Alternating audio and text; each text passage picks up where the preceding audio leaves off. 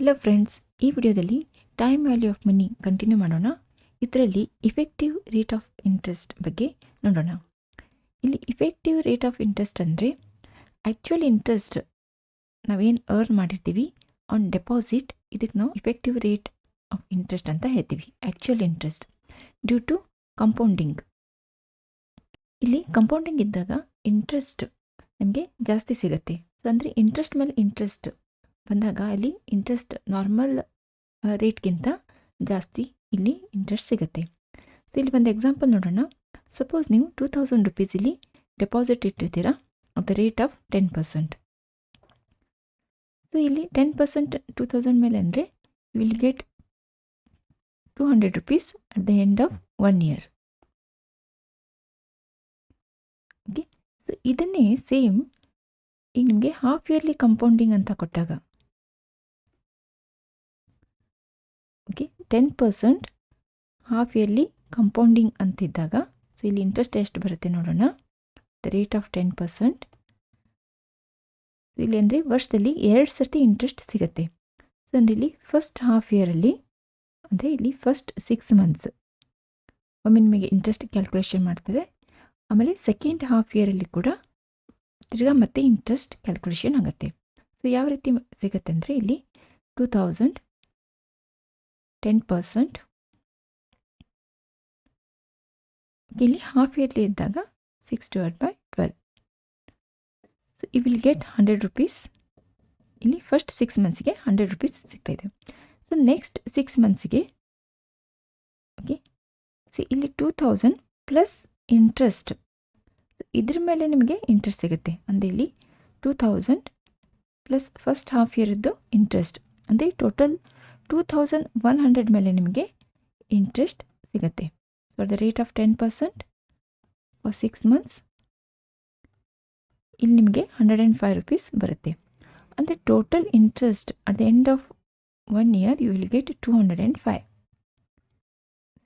ಇಲ್ಲಿ ನಾರ್ಮಲ್ ಆಗಿ ನೀವು 2000 ರುಪೀಸ್ ಇಟ್ಟಾಗ without compounding you are getting 200 rupees. So ಅದೇ ಹಾಫ್ ಇಯರ್ಲಿ ಕಂಪೌಂಡಿಂಗ್ ಇದ್ದಾಗ ಯು ಆರ್ ಗೆಟಿಂಗ್ 205. ಸೊ ಇದು 5 ರುಪೀಸ್ ಏನಿದೆ, ಸೊ ಇಲ್ಲಿ ಫಸ್ಟ್ ಹಾಫ್ ಇಯರಲ್ಲಿ ಏನು 100 ರುಪೀಸ್ ಅರ್ನ್ ಮಾಡಿದ್ವಿ ಅದ್ರ ಮೇಲೆ ಇಂಟ್ರೆಸ್ಟ್ ಬಂದಿದ್ದಕ್ಕೆ ಇದು 5 ರುಪೀಸ್ ಹೆಚ್ಚಿಗೆ ಆಗಿದೆ.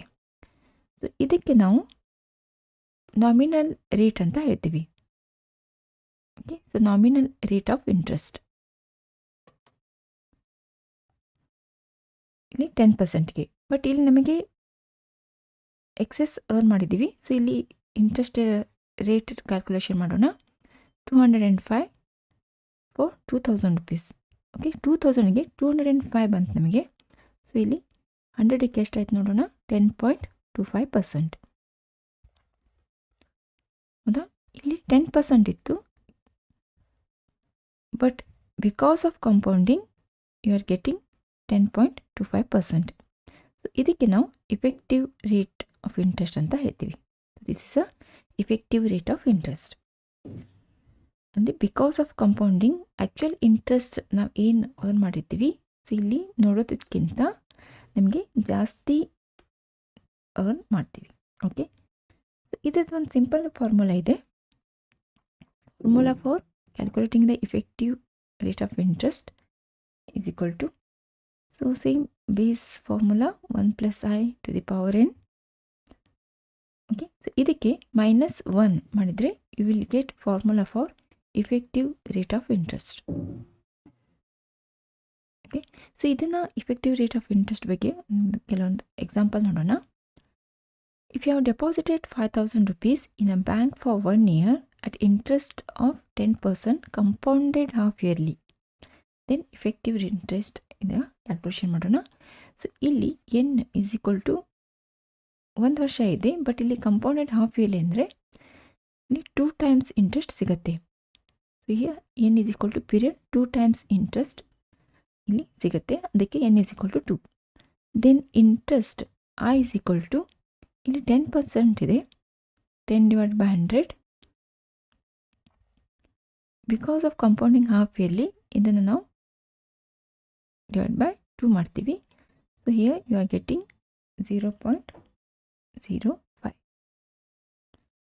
ಇಲ್ಲಿ ಐ ಇಸ್ ಈಕ್ವಲ್ ಟು 0.05 ಮತ್ತು n is equal to 2. So this is the deposit amount.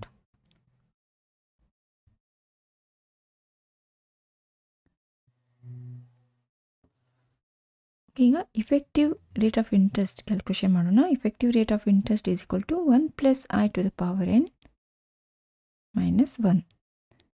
So ಇಲ್ಲಿ 1 plus i is equal to 0.05 ಇದೆ to the power n. n is here 2 minus 1. ಇಲ್ಲಿ 1 ಪಾಯಿಂಟ್ ಇದನ್ನ ಎರಡು ಆ್ಯಡ್ ಮಾಡಿದ್ವಿ ಅಂದರೆ you will get 1.05 to the power 2 minus 1. So 1.05 to the power 2, you will get 1.1025 minus 1. ತಿರ್ಗಾ ಇಲ್ಲಿ 1 minus ಮಾಡಿದಾಗ you will get 0.1025.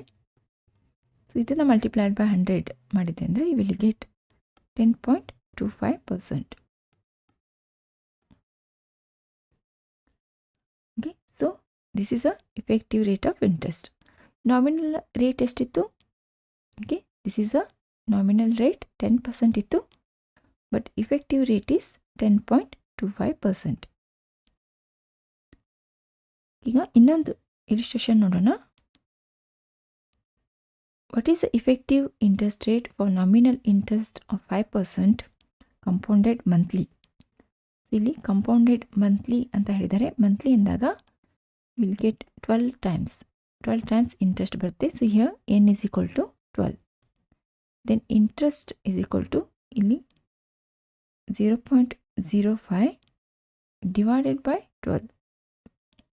ಇಲ್ಲಿ ನಿಮಗೆ 0.004167 ಬರುತ್ತೆ. ಈಗ effective rate of interest calculation ಮಾಡೋಣ. ಇಲ್ಲಿ formula 1 plus i to the power n minus 1. Okay, ಈಗ i value is 0.004167 to the power 12. So ಇಲ್ಲಿ n ಈಸ್ ಈಕ್ವಲ್ ಟು 12 ಇದೆ ಮೈನಸ್ 1. ಸೊ ಇದನ್ನು ನೀವು ಸಿಂಪ್ಲಿಫೈ ಮಾಡಿದಾಗ ಯು ವಿಲ್ ಗೆಟ್ 0.05116. ಇಲ್ಲಿ 1 ಇದೆ ಮೈನಸ್ 1. ಸೊ 1 ಮೈನಸ್ ಮಾಡಿದಾಗ ಯು ವಿಲ್ ಗೆಟ್ 0.05116. ಸೊ ಇದನ್ನು ನಾವು 100ಲೆ ಮಲ್ಟಿಪ್ಲೈ ಮಾಡಿದಾಗ you will get interest rate in percentage 5.116%. ಇಲ್ಲಿ ನೀವು ನೋಡ್ಬೋದು ನಾಮಿನಲ್ ರೇಟ್ ಈಸ್ 5% ಇದೆ. ಸೊ ಇಫೆಕ್ಟಿವ್ ರೇಟ್ ಈಸ್ 5.116 ಇದೆ. ಸೊ ಕಂಪೌಂಡಿಂಗ್ ಸಲುವಾಗಿ ಇಫೆಕ್ಟಿವ್ ರೇಟ್ ಯಾವಾಗಲೂ ನಾಮಿನಲ್ ರೇಟ್ಗಿಂತ ಹೆಚ್ಚಿರುತ್ತೆ. ಓಕೆ, ಈಗ ನೆಕ್ಸ್ಟ್ ವಿಡಿಯೋದಲ್ಲಿ ಟೈಮ್ ವ್ಯಾಲ್ಯೂ ಆಫ್ ಮನಿ ಮೇಲೆ ಕೇಳಿರುವಂಥ ಎಕ್ಸಾಮಿನೇಷನ್ಸ್ ಪ್ರಾಬ್ಲಮನ್ನು ಸಾಲ್ವ್ ಮಾಡೋಣ. ಸೊ ಅಲ್ಲಿವರೆಗೂ ಇಫೆಕ್ಟಿವ್ ರೇಟ್ ಆಫ್ ಇಂಟ್ರೆಸ್ಟನ್ನು ಚೆನ್ನಾಗಿ ಸಾಲ್ವ್ ಮಾಡಿ ಪ್ರಾಕ್ಟೀಸ್ ಮಾಡಿ. Okay, thank you.